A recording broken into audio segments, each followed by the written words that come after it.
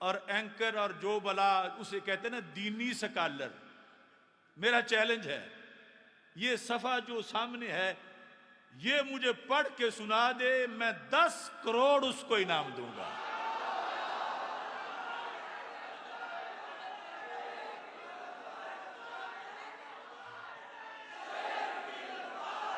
ये मीडिया वाले तस्वीर भी बना रहे हैं, बेशक उसको जेल में ले जाएं उसके पास, वो ये पढ़ के सुना दे गलती के बगैर। अरबी में लिखा हुआ है, और अरबी भी बाबों की वो बात करता है ना, हमारे बाबे की लिखी हुई है, और बाबे बुल्ले शाह के पीर बाबा शाह अनैत कादरी उनकी लिखी हुई है।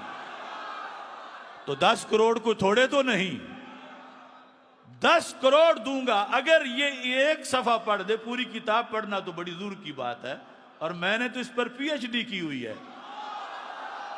ये पंजाब यूनिवर्सिटी के मखतूतों में इसका मखतूता पड़ा है।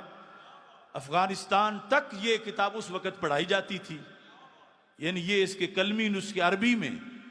तो इसको तो इल्म की हवा भी नहीं लगी हुई। मैं कहूंगा चुआ किरमे के दर संगे नहास, जमीन व आसमान ऊ हमास, कि एक इतना